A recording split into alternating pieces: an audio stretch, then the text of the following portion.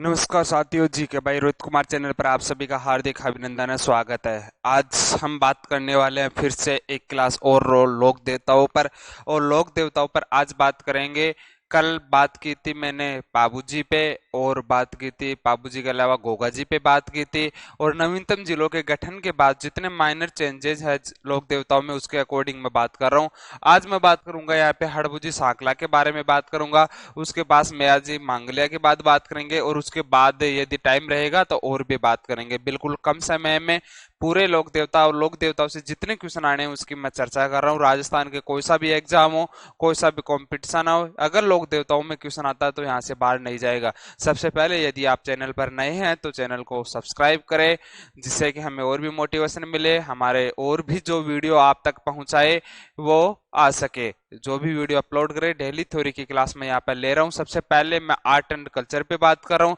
नवीनतम जिलों के अनुसार जितना भी माइनर चेंजेस है उसको भी मैं यहाँ पे ऐड करता हुआ चल रहा हूँ। बिल्कुल थोड़ा सा चेंज हुआ है, कला एंड संस्कृति में जितना चेंज हुआ है उसके अकॉर्डिंग बात कर रहा हूँ। सभी को राम राम, सभी को राजस्थानी में मेरी तरफ से खंबा खड़ी, सभी को जय हिंद, जय भारत, जय जवान, जय किसान। आज हम बात करते हैं दोस्तों हड़बुजी सांकला पे। हड़बुजी सांकला के बारे में जो भी चेंजेस स्थान को लेकर हुए उसकी भी मैं चर्चा करूंगा। इसे क्या कहा जाता है, किस प्रकार से क्वेश्चन आते हैं, उन सभी के बारे में चर्चा करूंगा। सबसे पहले यदि आप चैनल पर नए हैं तो चैनल को सब्सक्राइब करें, हमें आप अपना प्यार दें, जिससे कि हम और भी मोटिवेशन के साथ और भी उत्साहित होकर नेक्स्ट जो क्लास है उसमें और भी अच्छा कंटेंट देने की मैं कोशिश करूँ। हड़बुजी सांकला के बारे में यदि मैं बात करूं, इनके जन्म को लेकर बात करूं, तो दोस्तों इनका जन्म जो होता है वो होता है भुंडेल में। जन्म कहाँ होता है इनका? भुंडेल में। और भुंडेल कहाँ पे स्थित है दोस्तों? नागौर में स्थित है। कहाँ पे स्थित है? नागौर में स्थित है। इसको किसी भी प्रकार की आपको असुविधा या दुविधा प्रकट करने की जरूरत नहीं है, क्योंकि भुंडेल पहले भी नागौर में आता था, अब भी नागौर में आता है। मैं नवीनतम जिलों के बाद लोक देवताओं में क्या क्या चेंज हुए उसकी भी मैं बात करूंगा। इनका जो जन्म होता है वो भुंडेल नागौर में होता है। इनके जो पिताजी का नाम था दोस्तों वो मेहराज जी था। पिताजी का क्या नाम था? मेहराज जी था। होता क्या है कि बचपन में इनके पिताजी की मृत्यु हो जाती है, और बचपन में इनके पिताजी की मृत्यु होने के बाद ये क्या हो जाते हैं?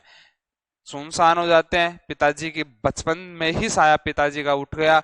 ये सोचते हैं कि अब दुनियादारी में कुछ भी लेना देना नहीं है, और दुनियादारी में कुछ भी लेना देना नहीं है, इसलिए ये एकांतवास में जाना चाहते हैं। और एकांतवास में जाने के लिए हरबम जालपुरा नामक स्थान पर ये रहने लगते हैं। हरबम जालपुरा नामक स्थान पर ये क्या करते हैं? रहने लगते हैं। ये भी ध्यान रखना आप कि ये रामदेव जी के मौसेरे भाई थे। और रामदेव जी को जब इस बात का पता चलता है तो रामदेव जी इनसे मिलने कहाँ पे आते हैं दोस्तों? हरबमजालपुरा नामक स्थान पे आते हैं। और यहाँ पर आकर रामदेव जी इनको बताते हैं कि इस दुनियादारी में यदि किसी प्रिय आदमी के चले जाने से जिंदगी खत्म नहीं हुआ करती है, जिंदगी में और भी अच्छे काम करने के लिए बहुत सारा समय है, या और भी अच्छा अच्छा काम जिंदगी में पड़ा है। इसलिए रामदेव जी के कहने पर ये गुरु बनाते हैं। और गुरु किसको बनाते हैं दोस्तों? रामदेव जी के कहने पर गुरु बनाते हैं बालीनाथ जी को। किसको गुरु बनाते हैं दोस्तों? बालीनाथ जी को गुरु बनाते हैं। और बालीनाथ जी की जो तपोस्थली है वो कहाँ पे स्थित है दोस्तों? मसूरिया पहाड़ी पे स्थित है। मसूरिया पहाड़ी पे स्थित है। आप ये भी ध्यान रखना, मसूरिया जो पहाड़ी है वो वर्तमान में कहाँ पे स्थित है? ये जोधपुर शहर के बीचों बीच है, इसलिए इसमें ये भी लिख लेना कि मसूरिया जो पहाड़ी है वो कहाँ पे स्थित है? जोधपुर शहर में। जोधपुर शहर के बीचों बीच यदि पहाड़ी स्थित है तो वो कौन सी पहाड़ी स्थित है दोस्तों? मसूरिया पहाड़ी। पहले हम इसे पढ़ा जाता था कि मसूरिया पहाड़ी जोधपुर में स्थित है, लेकिन अब आप पढ़ना कि जो मसूरिया पहाड़ी है वो जोधपुर शहर के बीचों बीच स्थित है। इसलिए बालीनाथ जी की जो तपोस्थली है वो भी कहाँ पे स्थित है? जोधपुर शहर में स्थित है। उसको अपना गुरु बनाते हैं।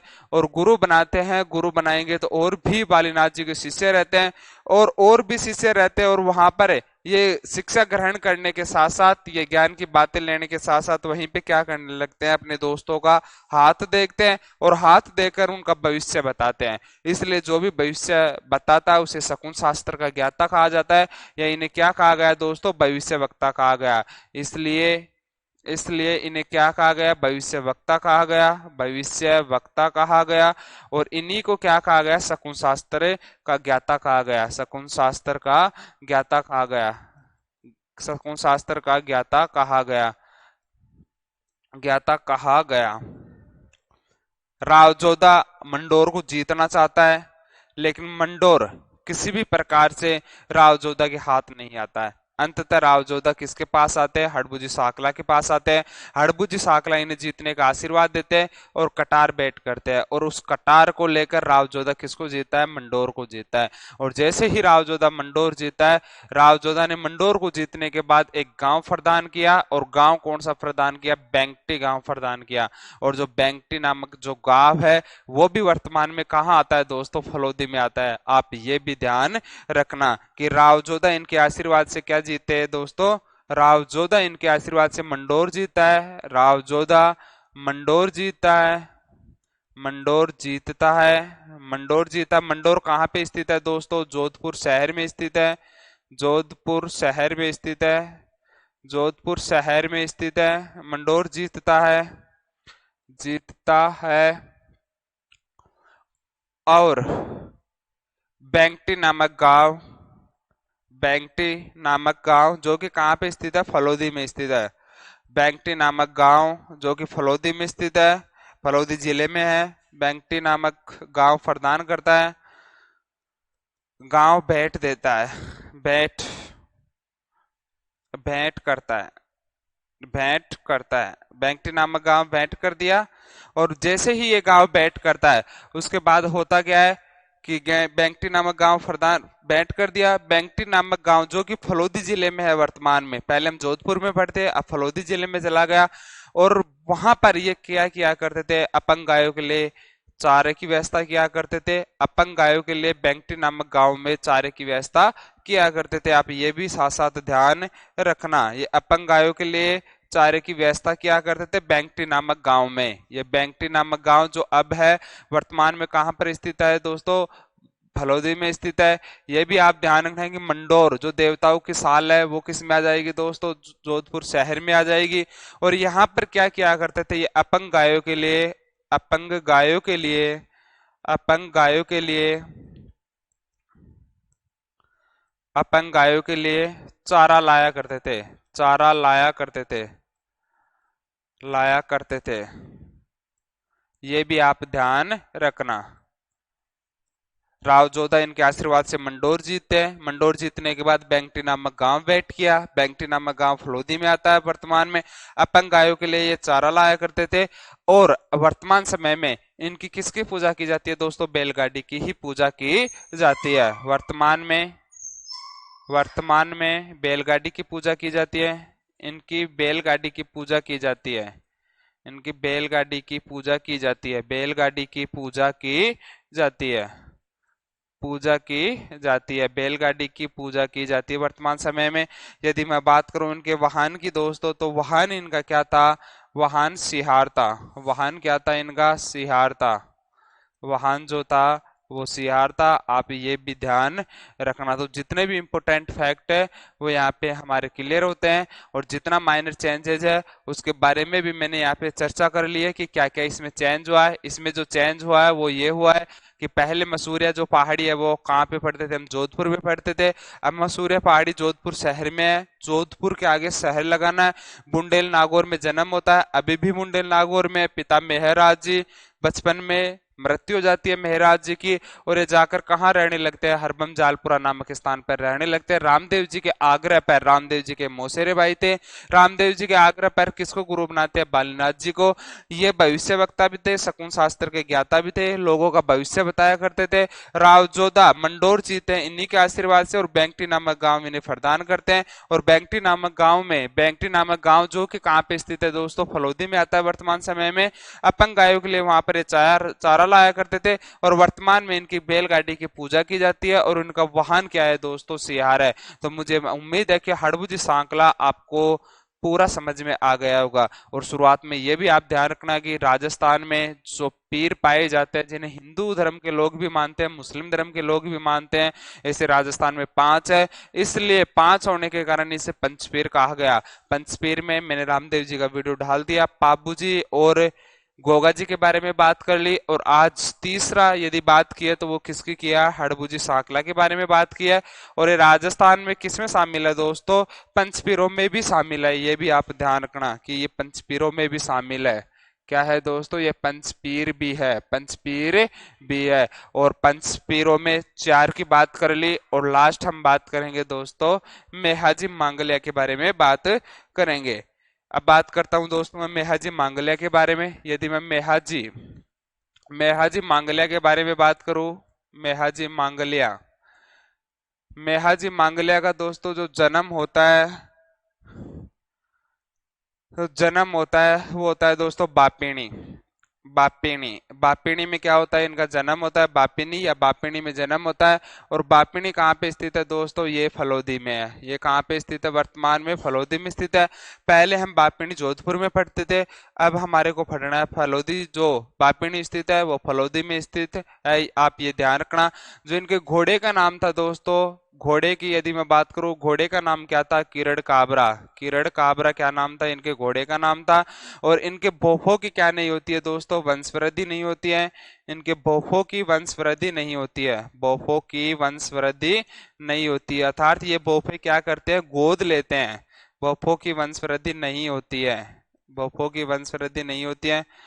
भोफे की वंशवृद्धि नहीं होती, इसलिए भोपे आगे वंश चलाने के लिए क्या करते हैं, इसमें गोद लिया जाता है। जो इनका मेला है भाद्रपद कृष्ण अष्टमी को बढ़ता है, अर्थात अर्थात कब बढ़ता है, जन्माष्टमी को बढ़ता है। जो इनका मेला है, मेला भाद्रपद भाद्रपद कृष्ण अष्टमी को बढ़ता है।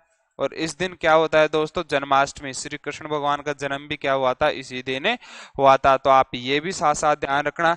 यहीं पे यदि मैं बात करूं कि और क्या है, तो आप ये भी ध्यान रखना कि ये मारवाड़ के जो राजा थे रावचुंडा, रावचुंडा के क्या थे दोस्तों, समकालीन थे। रावचुंडा के क्या थे दोस्तों, समकालीन थे। और ये जैसलमेर के समकालीन थे। और जैसलमेर के राणकदेव बाठी, जैसलमेर जैसलमेर के राणकदेव बाठी के साथ, राणक या राणकदेव बाठी के साथ युद्ध करते हुए वीर गति को प्राप्त हो जाते हैं। बाठी के साथ युद्ध करते हुए वीर गति को प्राप्त हो जाते हैं। युद्ध करते हुए युद्ध करते हुए वीर गति को प्राप्त हो जाते हैं। युद्ध करते हुए वीर गति को प्राप्त हो जाते हैं। वीर गति को प्राप्त हो जाते हैं, आप ये भी साथ साथ ध्यान रखना। जितनी भी बातें थी मेहाजी मांगलिया के बारे में वो यहाँ पर मैंने क्लियर कर दी। इंपोर्टेंट फैक्ट यही है कि राजस्थान में पंचपीरों में या लोक देवताओं में से कौन सा लोक देवता है जिसके भोफों की वंश वृद्धि नहीं होती है, तो वो कौन से है, मेहाजी मांगलिया। मेला भाद्रपद कृष्ण अष्टमी को बढ़ता है। ये मारवाड़ के राजा राव चुंडा के समकालीन थे।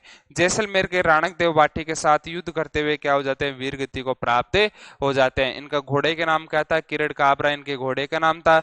जन्म इनका बापिनी में होता है। बापिनी पहले हम कहाँ पे पढ़ते थे, जोधपुर में पढ़ते थे। वर्तमान में जो बापिनी है वो कहाँ पे चला गया, फलोदी में चला गया, तो इसलिए फलोदी पढ़ेंगे। इनके बोफों की वंशवृद्धि नहीं होती है। भाद्रपद कृष्ण अष्टमी को इनका मेला लगता है। रावचुंडा के समकालीन थे। जैसलमेर के राणकदेव बाठी के साथ युद्ध करते हुए वीर गति को प्राप्त हो जाते हैं। और इस प्रकार से हम पंचपीर अर्थात पंचपीरों में ये भी शामिल है। एक वीडियो मैंने रामदेव जी का डाल रखा है, एक वीडियो बाबू जी का गोगा जी का डाल रखा है, और तीसरा वीडियो आज मैंने हड़बू जी साकला के बारे में बात की है और मेहाजी मांगलिया के बारे में बात की। और जो मेहाजी मांगलिया है वो किस में शामिल है दोस्तों, पंचपीरों में शामिल है। पंचपीर में क्या है, ये शामिल है। तो मुझे उम्मीद है कि यहाँ तक आप सभी को जितने भी पंचपीर है वो समझ में आ गए होंगे। अब हम बात करेंगे पंचपीरों के अलावा जितने भी लोक देवता उसके बारे में बात करेंगे, और उसके बारे में जो इंपोर्टेंट लोक देवता है उसके बारे में मैं बात करना चाहूंगा अब। और हम बात करेंगे देवनारायण जी के बारे में। देवनारायण जी के जो मंदिर है उसके बारे में बात करेंगे। देवनारायण जी की जो खड़गा वाचन कौन सी जाति के बोफे करते हैं उसके बारे में बात करेंगे। देवनारायण जी की माता के बारे में बात करेंगे और उनके पिता के बारे में बात करेंगे। और भी मेन जो इंपोर्टेंट फैक्ट है उन सभी के बारे में बात करेंगे। यदि मैं बात करूं देवनारायण जी की, देवनारायण जी के बारे में बात करूं, देवनारायण जी, तो देवनारायण जी का जो जन्म होता है दोस्तों, वो जन्म कहाँ पे होता है, आसिंद में होता है। आसिंद में होता है। और आसिंद कहाँ पे स्थित है दोस्तों, भीलवाड़ा में स्थित है। कहाँ पर स्थित है, भीलवाड़ा में स्थित है। भीलवाड़ा का किसी भी प्रकार से कोई डिवीजन नहीं हुआ, इसलिए आसिंद जो है वर्तमान में भी कहाँ पे स्थित है, भीलवाड़ा में स्थित है। इनके पिताजी का नाम क्या है दोस्तों, सवाई भोज पिताजी का क्या नाम है दोस्तों? सवाई भोज इनके पिताजी का नाम है, सवाई भोज इनके पिताजी का नाम है। यदि यहीं पे मैं बात करूं इनकी माताजी की, तो माताजी का क्या नाम है दोस्तों? सेडू। माताजी का क्या नाम है? सेडू। जो सवाई भोज है, ये भिनाय के शासक के साथ क्या हो जाते हैं? लड़ते हुए वीर गति को प्राप्त हो जाते हैं। भिनाय के शासक, भिनाय के शासक। और भिनाय कहाँ पे स्थित है दोस्तों? अजमेर में स्थित है। ये कहाँ पे स्थित है? अजमेर में स्थित है। भिनाय के शासक के साथ लड़ते हुए वीर गति को प्राप्त हो जाते हैं। साथ लड़ते हुए वीर गति को प्राप्त हो गए, लड़ते हुए वीर गति को प्राप्त हो जाते हैं, वीर गति को प्राप्त हो जाते हैं। और जैसे ही देवनारायण जी का जन्म होता है, देवनारायण जी बड़े होते हैं, देवनारायण जी भिनाय के जो शासक था उनको मारते हैं, और उनको मारने के बाद अर्थात अपने पिता की हत्या का क्या लेते हैं दोस्तों? बदला लेते हैं। देवनारायण जी के मंदिर में आप ये भी ध्यान रखना दोस्तों, देवनारायण जी के मंदिर में किसी भी प्रकार से कोई मूर्ति नहीं होती है। इसके मंदिर में किसकी पूजा की जाती है? इनके मंदिर में क्या होता है दोस्तों? ईंट होती है, और ईंटों की क्या की जाती है दोस्तों? पूजा की जाती है। ईंटों की पूजा की जाती है। और इनके मंदिर में क्या चढ़ाया जाता है दोस्तों? आप ये भी ध्यान रखना, नीम के पत्ते। नीम के पत्ते इनके मंदिर में चढ़ाए जाते हैं। और इन्हें औषधि के देवता भी कहा जाता है। औषधि के देवता भी कहा जाता है। औषधि के देवता भी कहा जाता है। औषधि के देवता, औषधि के देवता भी इन्हें कहा जाता है। आप ये भी ध्यान रखना। यदि मैं बात करूं, एक पॉइंट बीच में रह गया कि यदि इनकी बात करूं कि पत्नी का नाम क्या था, तो पत्नी का आप ध्यान रखना, पत्नी का नाम पीपलदे था। पत्नी का नाम क्या था दोस्तों? पीपलदे था। ये भी आप साथ साथ ध्यान रखना कि पत्नी इनकी जो थी वो पीपलदे थी। मंदिर में ईंटों की पूजा होती है, नीम के पत्ते चढ़ाए जाते हैं। इन्हें औषधि का देवता भी कहा जाता है। इनका जो पोफा होता है, पुजारी होता है, वो गुर्जर जाति के होते हैं। ये खुद बगड़ावत गुर्जर परिवार से संबंधित हैं। खुद जो संबंधित थे वो कौन से परिवार से संबंधित थे? बगड़ावत। और बगड़ावतों में भी कौन से? बगड़ावत गुर्जर परिवार से ये क्या थे? संबंधित थे। बगड़ावत गुर्जर परिवार से संबंधित है। इनके जो बोफे होते हैं, बोफे होते हैं, और बोफे भी कौन कहाँ से संबंधित होते हैं? गुर्जर जाति के होते हैं। गुर्जर जाति के होते हैं। गुर्जर जाति के होते हैं। और जो इनकी फड़ होती है, और फड़ का जो वाचन किया जाता है दोस्तों, वो फड़ का वाचन वाचन भी कौन करते हैं दोस्तों? गुर्जर जाति के बोफे करते हैं। गुर्जर जाति के बोफे करते हैं। और गुर्जर जाति के जो बोफे करते हैं वो कौन से वाद्य यंत्र के साथ करते हैं? आप ये भी ध्यान रखना, जंतर वाद्य यंत्र के साथ करते हैं। जंतर वाद्य यंत्र के साथ करते हैं। कई बार ये भी पूछा जाता है कि लोक देवताओं में या लोक साहित्य में सबसे बड़ी फड़ किसकी है? तो देवनारायण जी की है। फड़ उसे कहा जाता है, कपड़े पर चित्रित चित्रित जो चित्र होते हैं उसे फड़ कहा जाता है। इसमें लोक देवता का संपूर्ण जीवन काल होता है, जन्म से लेकर उनके मरण तक संपूर्ण जीवन काल होता है। कि लोक देवता पहले उनमें बाल स्वरूप का वर्णन होता है, फिर थोड़ा बड़ा हो गया उसका वर्णन होता है, फिर उसकी शादी का वर्णन होता है, उन्होंने क्या क्या काम किए वीरता वाले उनका वर्णन होता है, और फिर लास्ट में कैसे इन्हें मोक्ष मिलती है या कैसे समाधि लेती है, जो भी है उन सभी का क्या होता है? इन फड़ में वर्णन होता है। ये कपड़े पर चित्रित होते हैं। गुर्जर जाति के बोफे इनकी फड़ का वाचन करते हैं, जंतर वाद्य यंत्र के साथ करते हैं। जंतर क्या है? एक वाद्य यंत्र है जो कि तत्व वाद्य यंत्र है, तार से बजाए जाने वाला वाद्य यंत्र। आप ये भी ध्यान रखना। यदि यहीं पे मैं और बात करूं दोस्तों कि सबसे बड़ी जो फड़ है वो किसकी है? देवनारायण जी की है। और इस जो फड़ है इस पे डाक टिकट कब जारी किया गया? तो आप ये भी ध्यान रखना, 2 सितंबर 1992 को क्या जारी किया गया? देवनारायण जी की फड़ पे डाक टिकट जारी किया गया।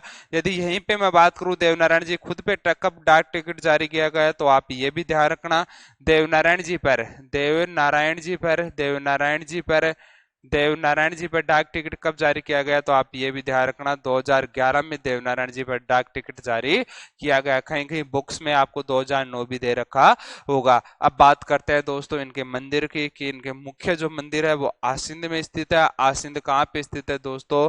भीलवाड़ा में स्थित है। जो इनके और मंदिर है उसकी मैं चर्चा करता हूँ, और उसमें थोड़ा सा माइनर चेंज हुआ है, उसके बारे में आप ध्यान रखना कि देवमाली, देवमाली जो है पहले हम कहाँ पढ़ते थे दोस्तों? उसे अजमेर में पढ़ते थे। अब आपको पढ़ना है कि देवमाली कहाँ पे स्थित है दोस्तों? ब्यावर में है। अब कहाँ पे स्थित है देवमाली? ब्यावर में स्थित है। यदि मैं देवधाम की बात करूं, देवधाम की बात करूं, तो देवधाम कहाँ पे स्थित है दोस्तों? देवधाम टोंक में स्थित है। टोंक में स्थित है। देवधाम टोंक में स्थित है। यदि मैं देव डूंगरी की बात करूं, देव डूंगरी की बात करूं, जहां पर इनका मुख्य मंदिर बने हुए हैं। और देवडूंगरी कहाँ पे स्थित है दोस्तों? चित्तौड़गढ़ में स्थित है, चित्तौड़गढ़ में स्थित है। यहाँ पर पढ़ने के बाद ऐसा लग रहा है कि इसमें कुछ भी चेंज नहीं हुआ है, ओनली देवमाली अब कहाँ पर आएगा दोस्तों? ब्यावर में आएगा। पहले किस में आता था? अजमेर में आता था। एक केवल केवल एक चेंज हुआ है, देवधाम पहले भी जोधपुर या टोंक में पढ़ते थे, अब भी यहीं पे पढ़ रहे हैं। देवडूंगरी पहले भी चित्तौड़गढ़ में पढ़ते थे, अब भी चित्तौड़गढ़ में पढ़ते हैं। और जो इनके प्रमुख मंदिर है आसींद भीलवाड़ा में, क्या इनका प्रमुख मंदिर है, उसके बारे में भी आप ध्यान रखना। यदि मैं इनके मेले की बात करूं तो भाद्रपद शुक्ल सप्तमी को क्या बढ़ता है दोस्तों? इनका मेला बढ़ता है। मेले की बात करूं मैं दोस्तों तो मेला कब बढ़ता है? भाद्रपद और भाद्रपद शुक्ल सप्तमी को क्या बढ़ता है दोस्तों? इनका मेला बढ़ता है। आप ये भी ध्यान रखना। भादवे में ही किसका मेला बढ़ता है? रामदेव जी का मेला बढ़ता है, जो भाद्रपद शुक्ल द्वितीया से और भाद्रपद शुक्ल एकादशी तक बढ़ता है, जिसे मारवाड़ का कुंभ भी कहा जाता है, रामदेव जी वाले मेले को। तो यहाँ पर देवनारायण जी के बारे में जितने भी फैक्ट थे, जितना भी याद रखने का मैटर था, उन सभी के बारे में मैंने चर्चा कर लिया है। ऐसा भी क्वेश्चन पूछा जाता है कि ऐसा कौन सा लोक देवता है जिसमें मूर्ति की पूजा नहीं की जाकर ईंट की पूजा की जाती है? तो देवनारायण जी। इनके मंदिर में ओनली किसकी पूजा की जाती है? ईंट की पूजा की जाती है। तो आप ये भी ध्यान रखना, यदि आपके पास नोट्स है तो आप उसमें देवमाली में अजमेर की जगह ब्यावर चेंज कर कर लेना। बस इतना ही चेंज है और इसके अलावा कोई भी चेंज नहीं है। देवनारायण जी में जितने क्वेश्चन पूछे जाते हैं वो मेन इंपोर्टेंट फैक्ट यही है, घुमा फिरा के यही क्वेश्चन इसमें आने हैं। एक बार दोबारा से रिवीजन की श्रृंखला में और देख लो कि देवनारायण जी कौन से परिवार से संबंधित है? बगड़ावत गुजर परिवार से संबंधित है। जन्म इनका आसिंद भीलवाड़ा में होता है। पिता सवाई बोझ बिनाय के जो शासक के साथ लड़ते हुए वीरगति को प्राप्त हो जाते हैं। माता सेडू। और जो मंदिर में ईंटों की पूजा की जाती है, नीम के पत्ते चढ़ाए जाते हैं, इसलिए इन्हें औषधि का देवता भी कहा जाता है। ये भी आप ध्यान रखना। जो भोपे होते हैं गुजर जाति के होते हैं। पत्नी का नाम क्या था? पीपल देता। यहीं पे मैं बात करूं फड़, जो कि कपड़े पर चित्रित होते हैं। यहीं पे गुजर जाति के जो भोपे हैं वो फड़ का वाचन किया करते हैं जंतर वाद्यंत्र के साथ। 2 सितंबर 1992 को इनकी फड़ पे क्या जारी किया गया? डाक टिकट जारी किया गया। सबसे बड़ी फड़ भी इनकी है और छोटी फड़ भी इनकी है। अब आप बोलोगे कि सर बड़ी कैसे छोटी कैसे? तो छोटी तो ऐसे कि इस जो देवनारायण जी के चित्र है वो कपड़े पर इन्हें इतने छोटे रूप में चित्रित किए गए कि छोटी सी फड़ में ही पूरे चित्र चित्रित आ गए। और देवनारायण जी की जो फड़ है वो इतने लंबे उस पे बनाई गई है, इतने मतलब उसको इतना चौड़ा चौड़ा बनाया गया है या जगह छोड़ छोड़ के बनाया गया है जिसके स्पष्ट दिख सके। तो ये लंबी फड़ भी क्या है? इसी की है। आप इस प्रकार से ध्यान रखना। देवनारायण जी खुद भी डाक टिकट 2011 में जारी किया गया। मेला जो है भाद्रपद शुक्ल सप्तमी को लगता है। और जो मंदिर है देवमाली ब्यावर जिले में, देवधाम टोंक में और देवडूंगरी चित्तौड़गढ़ में स्थित है। तो मुझे उम्मीद है कि यहाँ तक आप सभी को समझ में आ गया होगा। हमने छोटे से सेशन में हड़बुजी सांकला के बारे में बात की, मेहा जी के बारे में बात की, और अब किसके बारे में बात की है दोस्तों? देवनारायण जी के बारे में बात की है। ऐसे ही इसी प्रकार से या इसी सीरीज से मैं लोक देवताओं पे 1 या 2 वीडियो और लेकर आऊंगा छोटे छोटे, जिससे कि आपको नवीनतम जिलों के बाद क्या क्या माइनर चेंज हुआ है वो आप सभी को क्लियर हो जाएगा। सभी को जय हिंद जय भारत। यदि आप पहली बार वीडियो देख रहे हैं तो चैनल को सब्सक्राइब करें, अपना प्यार दें, जिससे कि हमें भी मोटिवेशन मिलता रहे। सभी को जय हिंद जय भारत, जय जवान जय किसान। राम राम।